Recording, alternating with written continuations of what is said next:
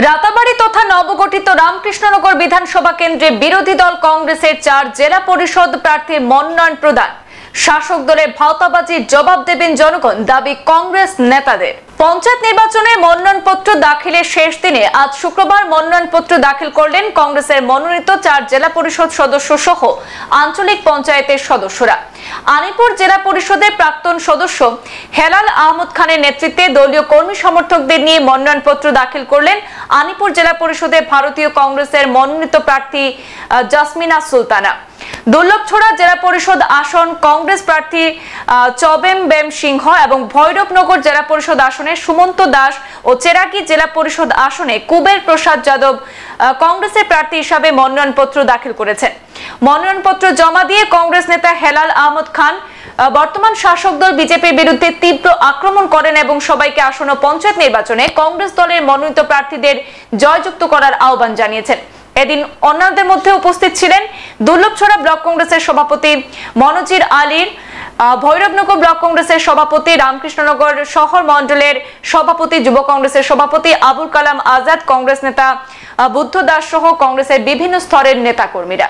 তো আমরা বিশেষ করে রামকৃষ্ণনগর সমষ্টির প্রত্যেক জনসাধারণকে ভারতীয় জাতীয় কংগ্রেসের পক্ষে ভোট দিয়ে শাসক দলের যে সমস্ত দুর্নীতি এবং স্বৈরাচারীর বিরুদ্ধে প্রতিবাদ সাব্যস্ত করবেন বলে আমরা আশা রাখি। তো এবারে নির্বাচনে আপনাদের মুখ্য উদ্দেশ্য কি থাকবে? যে শাসক দলের বিরুদ্ধে, শাসক দল তো তারা কিন্তু বারবারই একটি কথা বলছে যে তারা উন্নয়নের নিরিখে ভোট চাবে, কিন্তু বারবার তারা জনগণের নেস্তেনাবুদ করতে এক একটা বিল সংখ্যালঘুদের বিরুদ্ধে নিয়ে আসছে। এই ব্যাপারে আপনি কি বলবেন? দেখুন, ভারতীয় জাতীয় কংগ্রেসের কাছে এবার নির্বাচনের যে ইস্যু, অনেকটা ইস্যু আমাদের রয়েছে।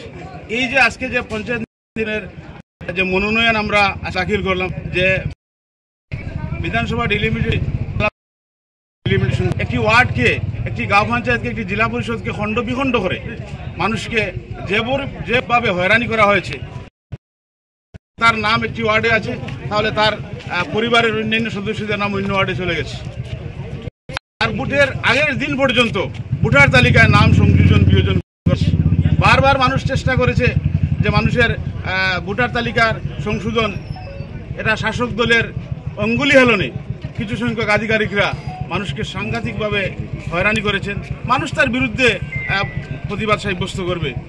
উন্নয়নশীল রাজ্য বলুন, রাজ্যের সরকারগুলা বড় বড় প্রকল্প করছে, বিভিন্ন ধরনের বিনিয়োগ হচ্ছে, কিন্তু এই আপনার অরুণোদয় এবং মহিলা সবলীকরণের নামে যে প্রকল্পগুলো করা হয়েছে তা আসলে কোনো উন্নয়ন হতে পারে না। বিশেষ করে আরেকটি কথা আমি বলবো যে গতকাল এখানে ভারতীয় জনতা পার্টির পক্ষে মনোনয়ন দেওয়ার পর কিছু সংখ্যক ব্যক্তিরা বলেছেন যে উন্নয়নের কথা, রামকৃষ্ণনগরে মেডিকেল কলেজ হচ্ছে, উন্নয়নের জয়গানরা গাচ্ছেন। এই রামকৃষ্ণনগর মেডিকেল কলেজ দিয়ে বিজেপি আর কতবার ভোট চাইবে? 2016-তে আজকের মুখ্যমন্ত্রী, যিনি স্বাস্থ্যমন্ত্রী ছিলেন, তিনি দুর্লভছড়ার পাতিফিল্ডে এসে বলেছেন 2016-এর বিধানসভা নির্বাচনে করিমগঞ্জ জেলায় বিজেপির পার্টি থেকে যারা যে অঞ্চল থেকে, যে শস্য থেকে বেশি ভোট দিবেন সেখানে আমি মেডিকেল কলেজ দেবো। সেটাও প্রতিশ্রুতি ছিল 2016 ইংরেজির। তারপর ভোট দিয়েছে রাতাবাড়ি থেকে, বিজেপিকে বেশি ভোট দিয়েছে। 2021-এর নির্বাচনেও সেই একই কথা, 2024-এর লোকসভা নির্বাচনে মেডিকেল কলেজের কথা। এক মেডিকেল কলেজের নামে 20 বছর হয়ে গেল। আজকের মুখ্যমন্ত্রী, যিনি স্বাস্থ্যমন্ত্রী থাকা অবস্থায়, তিনি যখন কংগ্রেস ছিলেন তখন তিনি বলেছিলেন করিমগঞ্জ জেলায় একটা মেডিকেল কলেজ হবো। আজকে 10 বছর হয়ে গেল, তিনি মেডিকেল কলেজের নামে বারবার ভোট চাচ্ছেন। এই হচ্ছে উন্নয়ন। তার জন্য এবার মানুষ প্রতিবাদ করবে। আপনারা জানেন যে ওয়াকফ বিল সংসদে নেওয়া হয়েছে। ওয়াকফ বিল হিন্দু মুসলিমদের কোনো বিষয় নয়, সেটা হচ্ছে মুসলিমদের পূর্বপুরুষের দানকৃত ভূমি, যেটা ধর্মীয় সংস্থা, মাদ্রাসাই বলুন, মসজিদ বলুন, সেগুলাই ব্যবহার হচ্ছে। সেখানে হিন্দু মুসলিমের কোনো ইস্যু নয়। যেখানে বিলের বিরোধীর পক্ষে 232 জন সাংসদ আপনার এই বিলের বিরুদ্ধে ভোট দিয়েছেন, তার মধ্যে 200 জন সাংসদ অন্য সম্প্রদায়ের মানুষ। এটা হিন্দু মুসলিমের ইস্যু নয়। ওয়াকফ সম্পত্তি নিয়ে যেটা বিল হয়েছে, সেটা আমি মনে করি বিশেষ একটি জাতি জনগোষ্ঠীর ধর্মীয় ভাবে আঘাত হয়েছে, তার বিরুদ্ধে সমস্ত ভারতবর্ষে প্রতিবাদ হচ্ছে। আজ আমাদের এই অঞ্চলে মুসলিম পার্সোনাল ল বোর্ডের সিদ্ধান্ত অনুযায়ী বিভিন্ন কার্যসূচি গ্রহণ করা হয়েছে। কালো বেশ পরিধান করে আজকে প্রতিবাদ করা হবে। অন্যান্য সেকুলার যে সমস্ত অন্য সম্প্রদায়ের মানুষ আছেন, বুদ্ধিজীবী আছেন, তাদেরকেও এই ব্যাপারে অবগত করা হবে। এবং এই অর্থাৎ আমাদের ঈদুল জুহা পর্যন্ত আমাদের এই কার্যসূচি, ওয়াকফ সংশোধনী বিল নিয়ে কার্যসূচি আমাদের চলবে। সংবাদ এই পর্যন্তই, ফিরছি পরবর্তী অন্যান্য আপডেট নিয়ে। ধন্যবাদ।